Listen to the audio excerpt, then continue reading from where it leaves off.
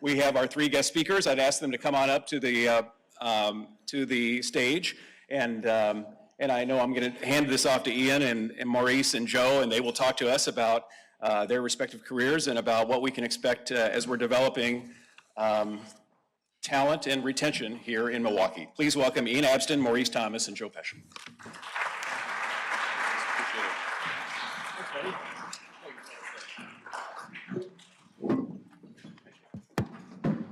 Thanks, Saj, for that great intro. You really captured the vibe of like what we're about to do, huh? I feel special. It's such an honor to be up here with you, Maurice. Ian, hi.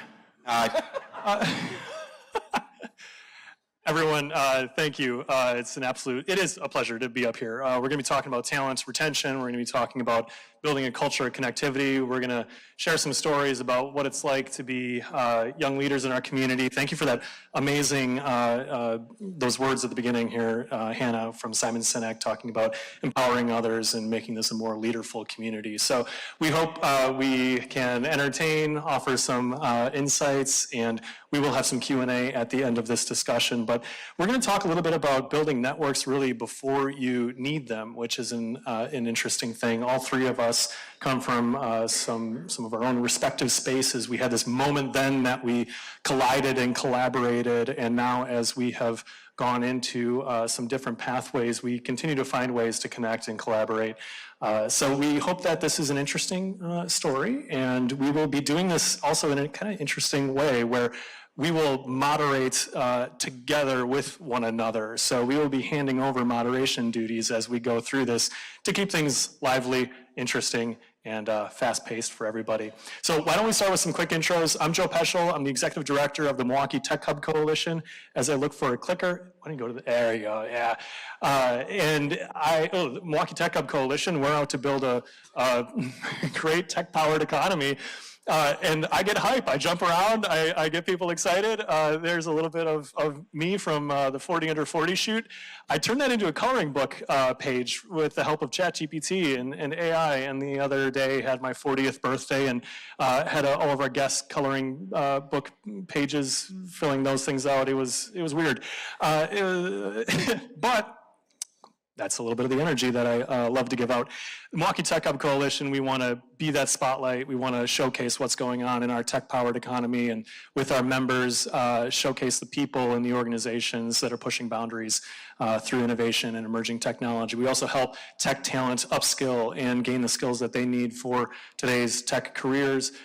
Finally, we want to make sure that that innovation spirit is live and well, and so that's me jumping around and making sure that we're all moving together and growing as a region. Maurice. Hello, my name is Maurice Thomas, and I'm the Chief Development Officer at Dr. Howard Fuller Collegiate Academy. These pictures were not a part of the presentation that I sent. Total surprise, yeah. So thank you, Ian, because I know who did this. And as the Chief Development Officer, my job is to raise funding for the school. Dr. Howard Fuller Collegiate Academy was founded in 2004 by Dr. Howard Fuller, a world-renowned educator that many of us know and interact with, alongside 8 pastors, to build a transformational school that was rooted in Black leadership.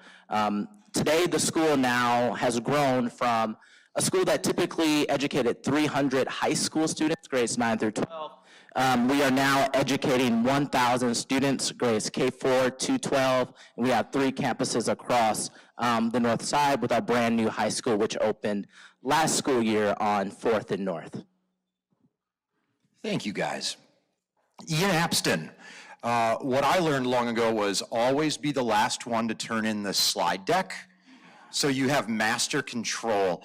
What Maurice didn't also tell you, his older brother, James Harden, they look quite similar and striking. Despite the foot-plus height difference, a lot in common. So Ian Abston, I've got the pleasure of helping co-start Forward 48. Historically started a group called Milwaukee back in the day because I was new to Milwaukee, loved it here. What came out of that was night markets and a lot of friends. Pivoted that to start the Hone Group, which is, I think I took a lot of inspiration from Rotary because I'm watching the way this group connects on a human level. And it's not just here on Tuesdays, it's all the great civic work, and it's all the fun little adventures you take, even if you're taking double photos on a whatever, a blue pony, whatever that was. And we've got Hone Group and then Forward 48. They're both leadership orgs. And here we are. And this was at Jabari Parker's old house, and yeah, there's Mary. And there's Joe, bottom right, and there's Greg Wesley bricking a free throw on the top left. So these are groups designed to connect the next generation to current leaders and do it in a fun way. And Forward 48, when we first started, we were a natural pipeline into Rotary. That's where you got some of your rock stars, like Antoine and all of his friends. All of your friends, and Hannah Paul as well, and several others. So it's a good one-stop shop for a lot of oh, there's Hannah. There's Hannah. I think that was at the Milwaukee Athletic Club. And we've got a couple of more, there we go. There's Joe interviewing David Gruber. There's Maurice yelling in a megaphone with a giant Giannis head. There's some people in a bathtub. I don't know where that is from or why, but it's in there. And I think I got one more slide of Forward 48 shenanigans. Does anybody know what this is? Swan boats, yeah.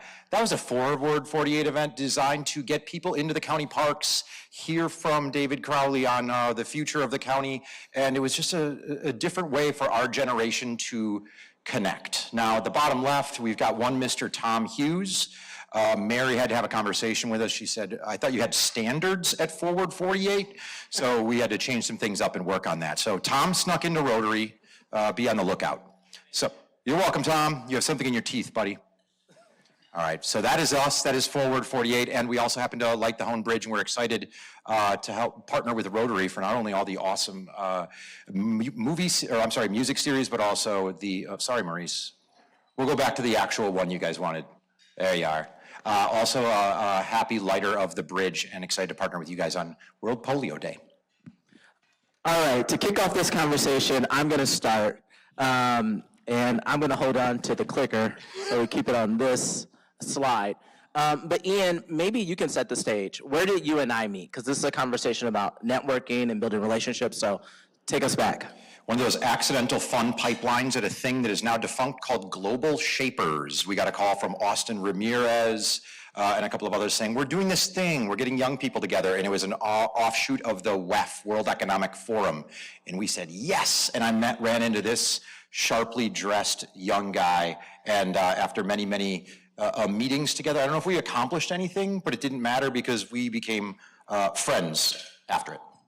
And Joe, I met you, and then I went home and I told my wife that I met you. She says, oh, I already know Joe. He's the guy who makes jorts. And I was like, no, he's the guy that helps run Forward 48. So can you tell me what's Forward 48 and what are jorts? Well, you saw him in that photo, right? So jorts, jean cutoff shorts, there it is, yes. It was during the pandemic. Okay, wait, quick. My entire career I've spent in the entrepreneurial and innovation space and have created programs. If you've heard of the Commons before, under the Greater Milwaukee Committee, we were an entrepreneurial and innovation skills accelerator for students and professionals and founders. And we were in the middle of the pandemic. We were running an incubator program for founders, and I was getting that creative itch, having not started a new thing for a while, but I didn't want a whole new thing. I wanted just kind of a fun side thing. And I have always made my own jean shorts, which apparently stood out to some people enough to start asking me, like, where'd you get those? And, oh, what do you do with the part that's cut off? And all these sort of things. And I'm getting all these weird questions about my clothing. And eventually I said, well, it's like, like jorts. I finally wrote the word out, and I saw that my name was in it, so Joerts. And I was like, yeah, that's a fun little joke that I can make from now on. And I looked up the URL because that's what a tech innovator does, and it was available. So 6letter.com, you gotta buy it right away, and then it becomes a real business. So during the pandemic, I ate my own dog food, and I started a company, and that's a phrase that entrepreneurs use, trust me. So I ate some dog food and made jorts.com, and it was like an actual thing. And I sold some pairs, and I was profitable after a month. And so there we go. And it's just a sticky story. People love it. And I still wear them and still give out the patches and all this sort of stuff. So it was a fun little story. But anyway, so that's like a little bit of the startup mindset that I bring. And I'm constantly creating new. And so when Ian, you and I, Maurice, we all like brought our minds together, and while our team was running the Commons, we partnered up with the Hone team to create this experience called Forward 48, to bring young rising leaders in our communities together from cross sectors, but they all had a passion for this city and for this community. What can we do if we bring them together, have them learn from today's leaders, the established leaders in our community, and do something big, be vulnerable together, learn from one another, find new ways to connect with one another and take some big swings and do it jointly. So Discover One Another's Passions is a really interesting program. I mean, Ian, you were given some photos there, and it just captures the life and the energy, but there's so much more than just networking that happens behind that. So it's a real honor to work on Forward 48, craft it with you all, and get this thing started and turned into the platform that it is today and the network that it is today. That was well said, Joe. Now I'm going to go to Ian. You know it's not going to be as well said. Your LinkedIn profile, Ian, says you are the Midwest Talent Curator. What does that mean? And did ChatGPT write that, or did you write that? You know ChatGPT wrote it. I think for many in this room, you might have kids, grandkids, nephews, nieces, and they might be under that, hey, where are you going to live when you grow up? What do you want to do when you grow up? I think our job, our goal is help them choose Milwaukee.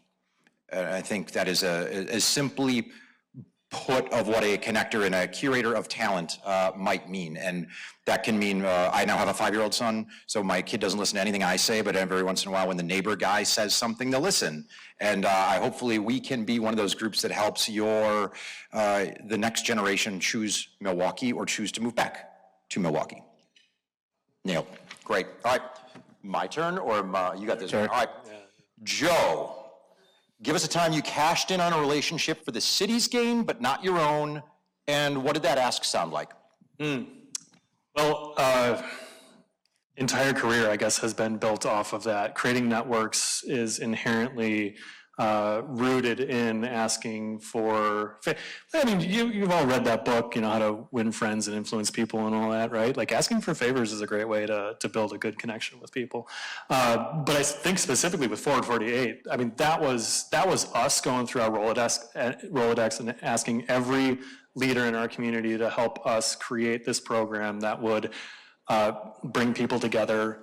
I mean, and to ask them to like give the real stories, the vulnerable stories, the stuff that you don't see printed in any article, getting real about how difficult it is to impact and change our community. That's an interesting ask, and there's certainly an interesting conversation in there. And so we had to find the leaders in our community that were ready to share those stories. Saw a picture of David Gruber up there, you know, asking him, not just like the commercial David Gruber, you know, like, I tried to work in the soundbite in his interview. Do you guys remember that? We were at Discovery World, and I was talking to David, and he was being very honest with how difficult it was to get this one project that he's working on like a decade ago, get it up off the ground, and again, like being very real with us. And he's like, I had to get on that phone and just make the calls, like get this. And I go, David, how many calls really did it take?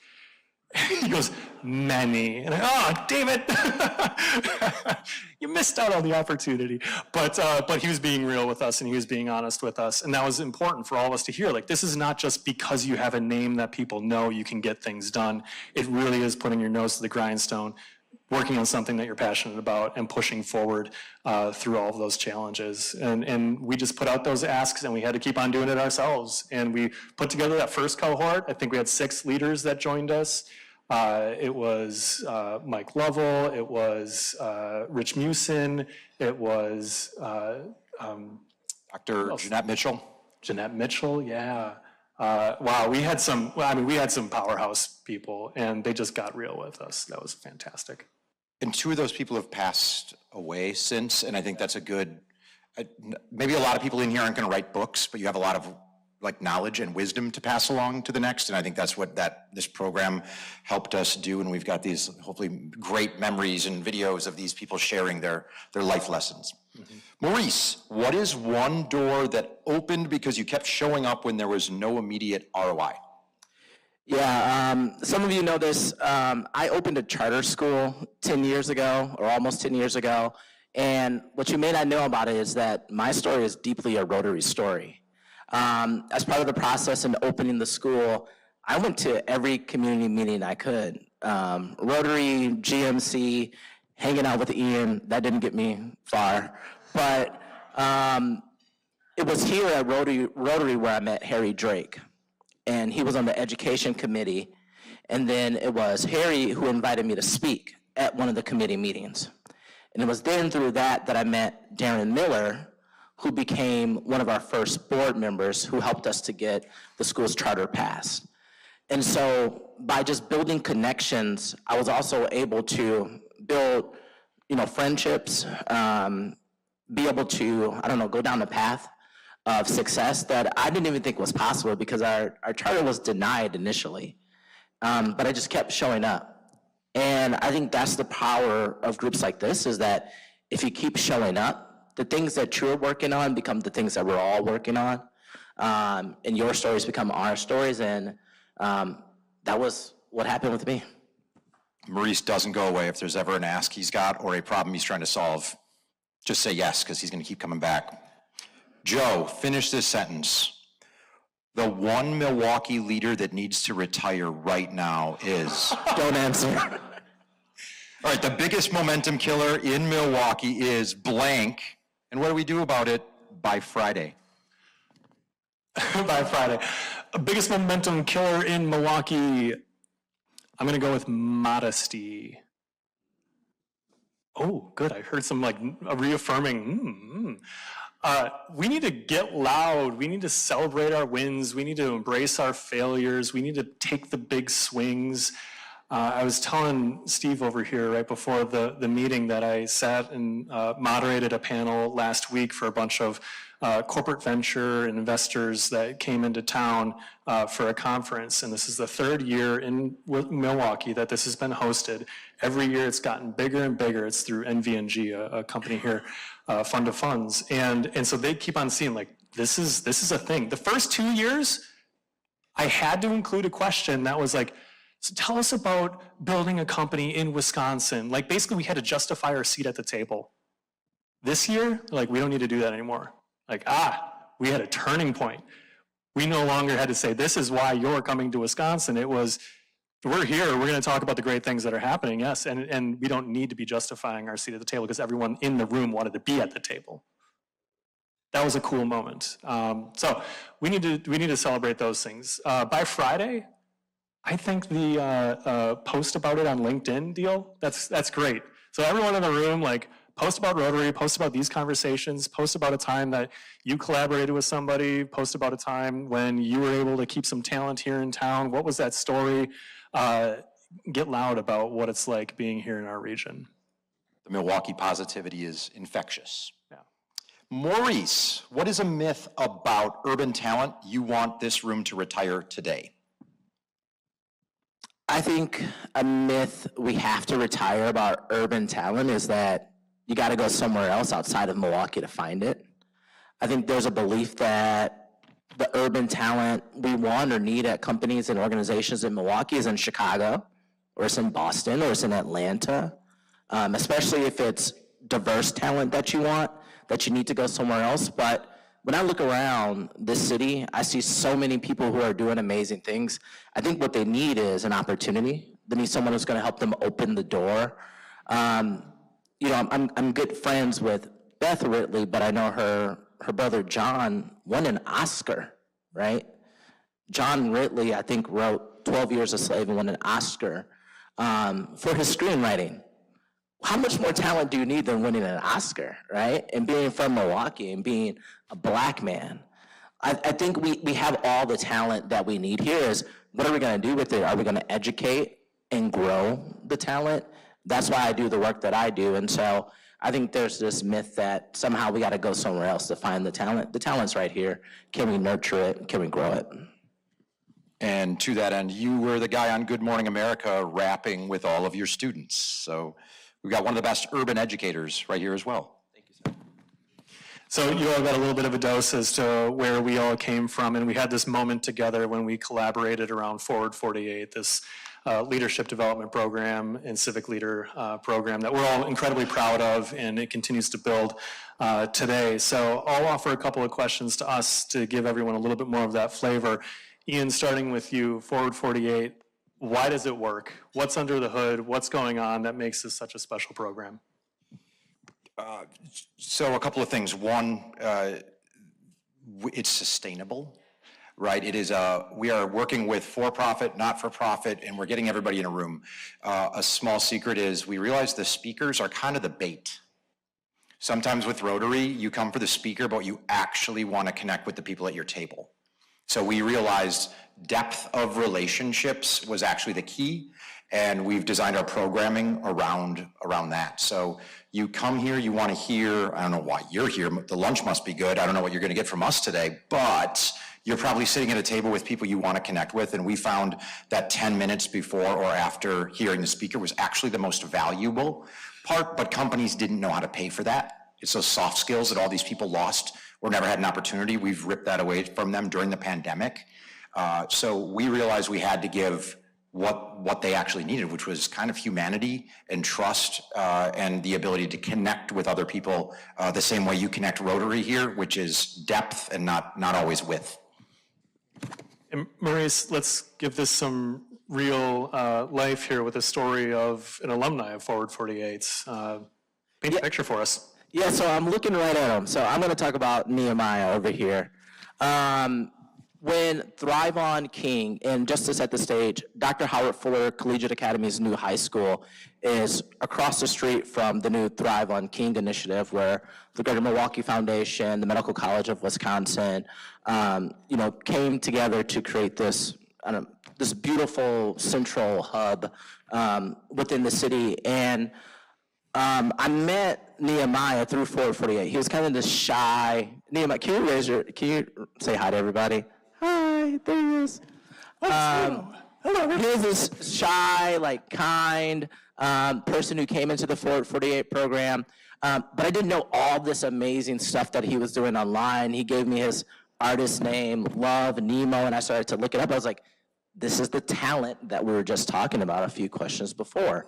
And then it was a few weeks later where he was announced as one of the artists that would be featured in the gallery as part of the opening of Thrive on King. And because of that, when I got my job at Dr. Howard Fuller Collegiate Academy, I contracted with Nemo to do a piece for Dr. Howard Fuller to celebrate the 20th anniversary of the school. And so now, if you go on his Instagram, he's traveling to South Africa, he's in Spain, he's at runway shows, doing all sorts of amazing things, just this little shy guy from Milwaukee.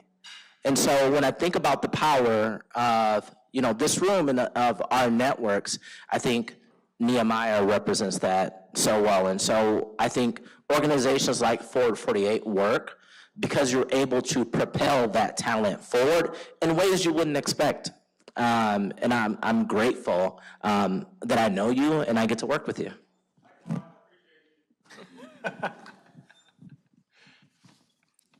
Ian, over to you to talk a little bit about what we're all building now. All right, so Joe, let's look at, you're now leading the Milwaukee Tech Hub Coalition. So check up on it, read into it, incredible organization, and Joe gets to lead the next wave of this. So Joe, what's one thing you need from either Maurice or I to be successful with the Tech Hub? You actually just did it, which is very interesting. It's a natural thing for you, but to point it out, it's that third-party validation. We have to be out there advocating for one another. We understand we have this trust because we've worked together, because of the networks that we've helped co-create, the people that we've empowered. We get to tell stories about others, and we get to advocate for one another. So that third-party validation to extend that network beyond just our own currently is is massive. It's everything. And then as these stories that you've heard today, you're all hearing about these little moments and we're like, oh, it'd be cool if we did this, if we supported that person, if we tried this together. And so that willingness to explore, just say yes and show up for one another. Remember when the Howard Fuller Collegiate Academy opened and you sent me an email or it was like posted, maybe a DM in LinkedIn or something, you're like, hey, come to the grand opening. I was like, yeah, awesome. And You showed up. yeah, absolutely. We do that for one another because we need to. And so it's continuing with that. And, as the Milwaukee Tech Hub Coalition, as I am now in my 104th day in on this, so just over 3 months in the leadership role, we're going to be investing much more heavily in supporting the upskilling of mid-career tech talent. That's an area of focus for us. We see much opportunity there. Our members are saying this is a space for the coalition to explore, and we all have these opportunities to funnel some of that mid-career tech talent into the program for our whatever programs we offer, and then for those networks to support our rising talent and those in school today. And so I do want to give a quick shout out to Casey O'Brien. We just, this is us announcing her joining our team as our new Director of Workforce right over there. So we're thrilled to have Casey in on our team, and it's just a demonstration of how much more we are investing in the people networks of our community. Thank you, sir. So we're in baseball season right now, so I'm gonna use a baseball analogy to kind of hit the home run. You guys are the pros, you're the Brewers. But how do the Brewers compete with the Yankees? We don't do it on money, we can't outpay. We do it because we have a great farm system. So we've got AAA, AA, single A, and if the farm system doesn't work together, it doesn't work. We have to really be working to cultivate the talent from each of these pipelines into the pros, and I wanted to make sure that was known on what some of this effort and these cooperatives are hitting. And notice I keep saying things like, by Friday. These aren't lofty goals. These are how are things that we can do today. So Maurice, your school now has 1,000 students, K4 to K12. What's one thing that will turn scholars into alumni who stay, work, and lead here? I think if we want, I think teachers and students to be a part of this community, they have to, I think, get outside the walls of the school. So much happens in a school. I think we put so much pressure on educators today to be everything for every kid. But there's so much more that all of our organizations can do together. I think internships. How do we get our students working and seeing that their worth is more than the 15-minute joyride that could end their life? And I hate if I'm getting too real, but that's the reality we face every single day. Are we creating pathways for students to feel like who they are is more worthy than whatever's going on outside those walls? And so I think that's one thing that we could do today. I think another thing is, how do we get our teachers plugged into the Tech Hub? Could there be a sponsorship from an organization here to sponsor our teachers so that they feel like professionals within the city? The teaching profession has changed so much over time, and Ian, I love your analogy about the farm system. I don't know much about baseball. The second game I watched all year was last night. And man, that guy should have got hit by the ball. I don't even know much about baseball, but he should have leaned into that ball and got hit so he could score a run. Is that how you say it? Yeah. But what if we were investing in our teachers and our students the way we invest in, the guys who played last night at 8 o'clock? Thank you, sir. Joe, if you could change one local habit in tech tomorrow, what would it be and why? I love the lightning round questions, by the way. This is great. One habit to change in the tech space. I'll build off of what Maurice was just saying, and that idea of volunteering back into the community to share your stories about what it's like working in tech. I think there's this interesting vision that we all have in our minds, and you close your eyes and you think about working in the tech fields, and it usually is like the Google headquarters and those sort of things, and what is it that you're making? Oh, you're like hacking away or whatever, weird imagery comes about. And I think there's an opportunity for tech professionals to get out of their own spaces and into classrooms, into the community, to offer that type of innovation mindset, that growth-enabled thinking, the big ideas into our social spaces. And especially when it comes to inspiring the next generation of tech workers, that's a huge opportunity. I would love to see that. Is that a time? Beautiful. No. No, the rest of this paper Well, is... with that, thank you very much for coming to speak to us today, and we will open the floor to questions. Right on.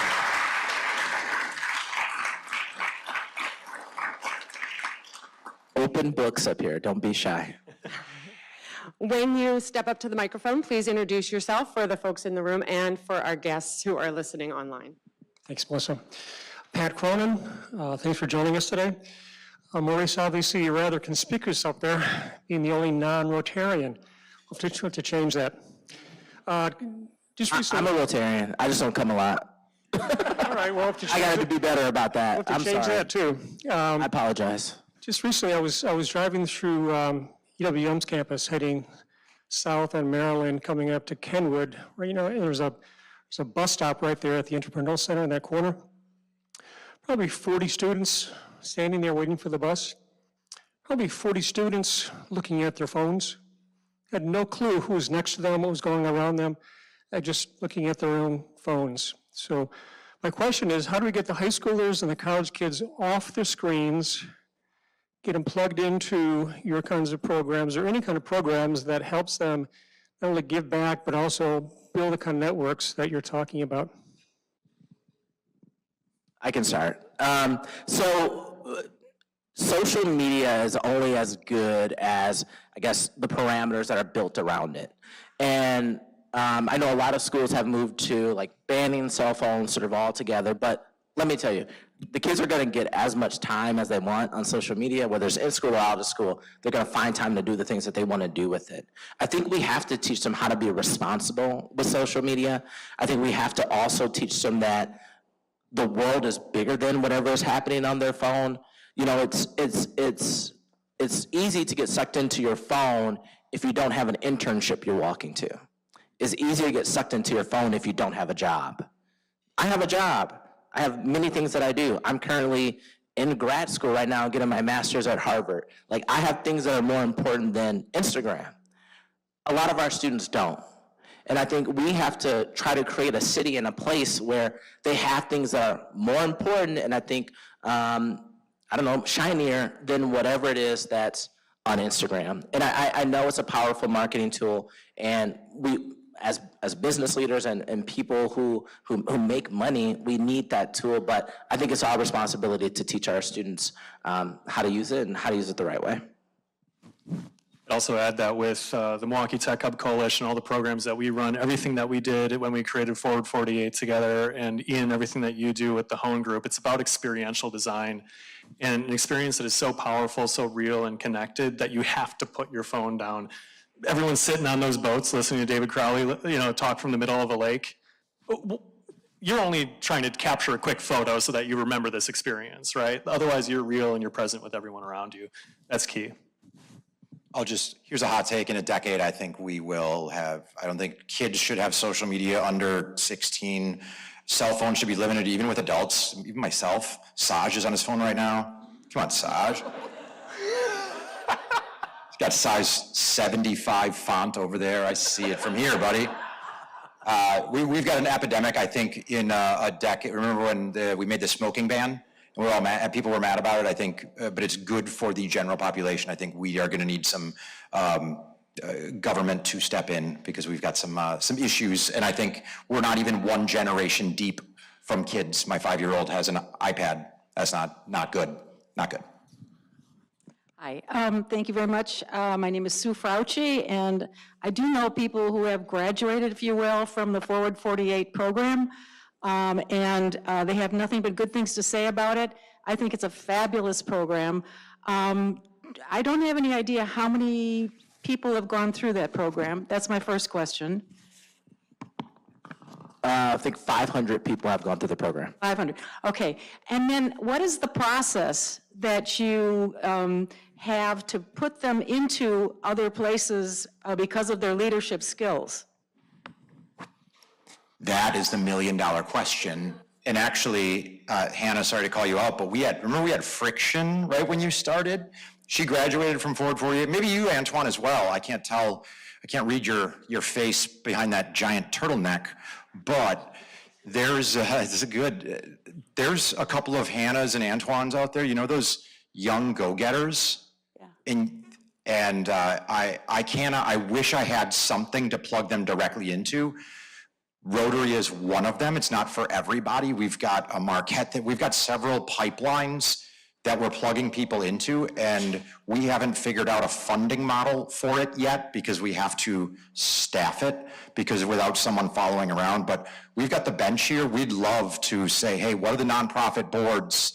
What are the things the community needs? Because we've got this group of people that not only are armed with what they heard from speakers, but they also are armed with a community of people that are going to support them. So to answer a question in an answer right now, if you have needs for some rock stars about the age of 30, email us. We'd love to give it away. And I'll also say this, one of the most valuable things about our network we've learned to do is give it away.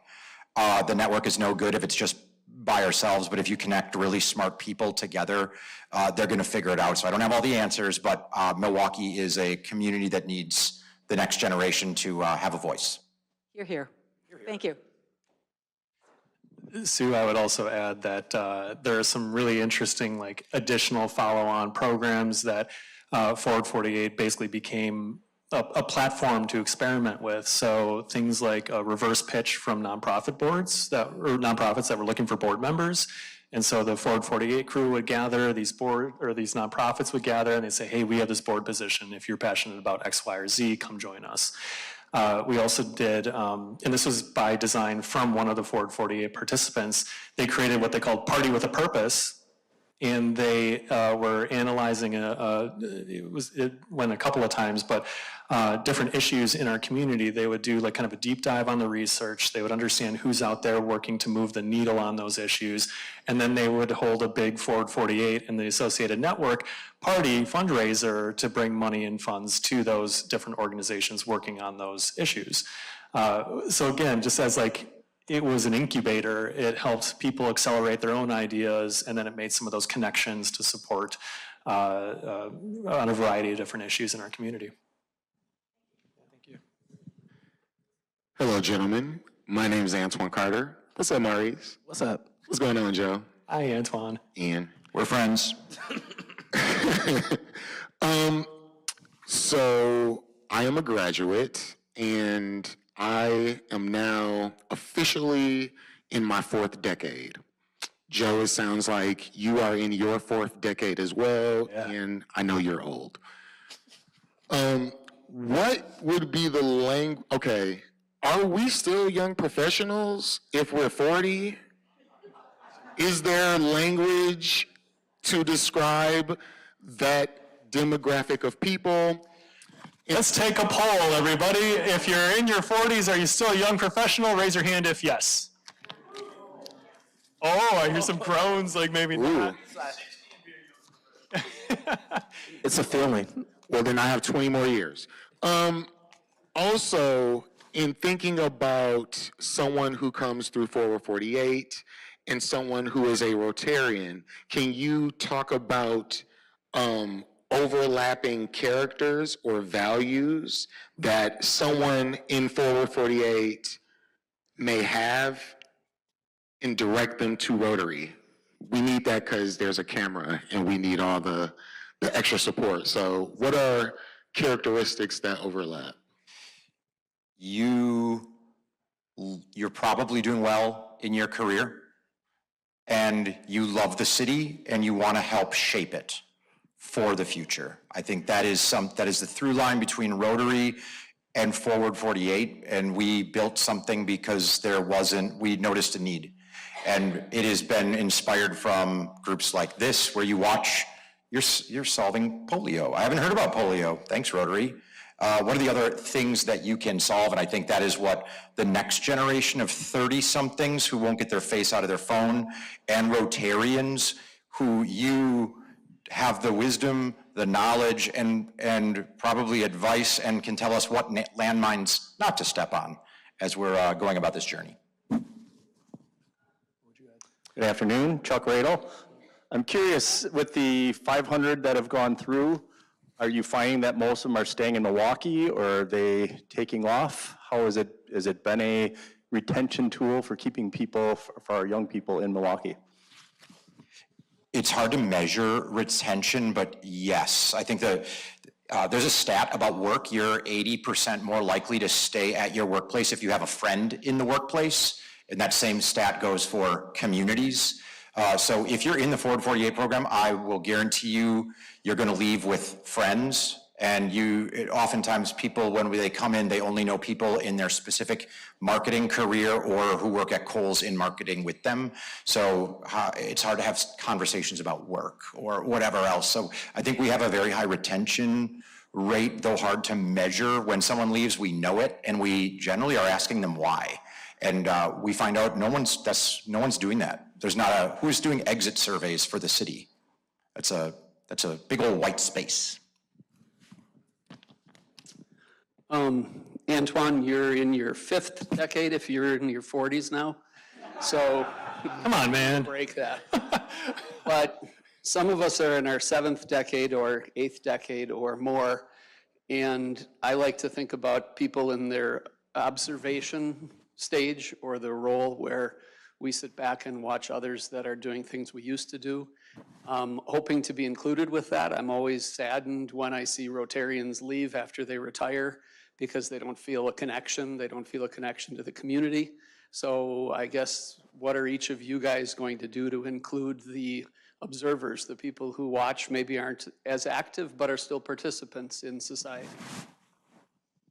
I think the first thing is come to Forward 48. So, and I mean, I work at Dr. Howard Fuller Collegiate Academy, but I host Forward 48. That's my role in the work. And the work only happens because we have people who have done great things come back and share their most vulnerable leadership stories. And the wisdom and the experience that comes with that is invaluable to our people who are trying to solve, problems that have persisted for decades, right? Maybe 5 generations, right? You think about segregation, right? You think about racism in the city. You think about housing in the city. These things won't be solved by a group of 39-year-olds, right? Because I'm not 40, so I'm not. But they will be solved if people from different generations start to work together using the things that they've learned in their work or in their lived experiences. And so I think one thing we can offer is come to Forward 48. Come sit in. Come be a speaker. Come share that knowledge and that wisdom with the next generation. I think that's the first thing that we can do. Coaching and mentorship within the Milwaukee Tech Hub Coalition is a core principle for all of our programming. And so we have incubator programs for tech entrepreneurs. We have programs to help collegiate level students understand what's coming up next in a variety of different industries and job roles.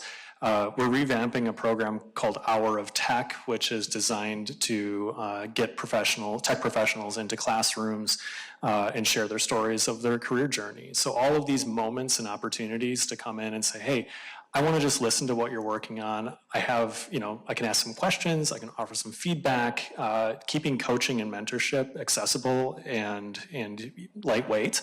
Really opens up that pipeline to engage those that have had incredibly successful careers, still have a lot of connections, and really are able to help those folks craft that next vision of something that they're working on. And so that is, I think, a fantastic way to get involved. And I'd be remiss if I didn't add on to that Hour of Tech comment that, to get these professionals connected with, directly with students at Howard Fuller Collegiate Academy, I think is you said, Ian, what are we doing by Friday? Like, what are the tangible things? I can tell you all right now, like, we'll shake hands and we'll do this. Like, that's as easy as it gets because we have the trust in the relationships here. And now we have people that are ready to volunteer some time. We can make those types of connections happen and facilitate that. I love that question. Terrific. Thank you so much. Thank you.